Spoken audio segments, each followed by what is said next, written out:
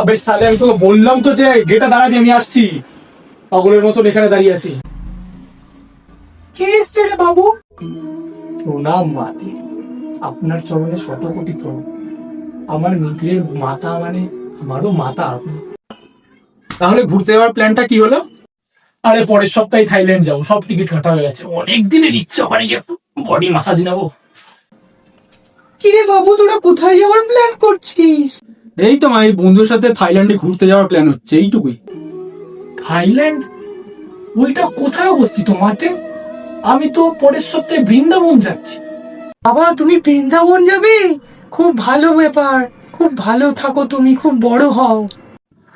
ভাই খুব খিদে পেয়েছে, একটা লার্জ পিৎজা আর KFC chicken leg piece order করতে, অনেকদিন ধরে লেগ পিস খাই না। ওদের দাম দিয়ে অর্ডার কর। কি করছিস তোরা বাবু? আরে মা, ওর ওই খিদে পেয়েছে তাই বাইরে থেকে খাবার অর্ডার করছি আমি। বাইরের খাবার? এ তুমি কি বলছো মিত্র? না মাতে, আমি তো বাইরের খাবারই খাই না। আমি তো আবার কি মাংস, মাংস তো আমি ছুঁয়েই দেখি না। আমার আজকে ব্রত আছে। না ভাই, আমি বাইরের খাবার খাবো না ভাই, আমি খাই না। তো ভাই আমি আজকে আসছি, কালকে টাপড়িতে আমাদের চলে আসবে, নাইট আউট আছে। মস্তি মস্তি। কি বাবু, তুই চলে যাচ্ছিস? প্রণাম মা, আমি এখন আসছি। প্রণাম মিত্র, আমি এখন আসছি। আপনারা তো আমার শত কোটি প্রণাম মা। আমার ছেলেটাকে একটু কিছু শেখাও। আরে 10টার সময় ঘুম থেকে ওঠে, এটা কি কোনো ভদ্র ছেলের লক্ষণ?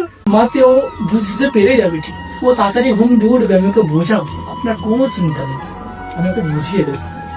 আরে মা, তুমি একে চেনোই না, ও একটা ইচ্ছাধারী নাগিন, ও নাগিন। ওই তুই নিজের আসল রূপে আয়। আমি আসছি মা, আবার দেখা হবে।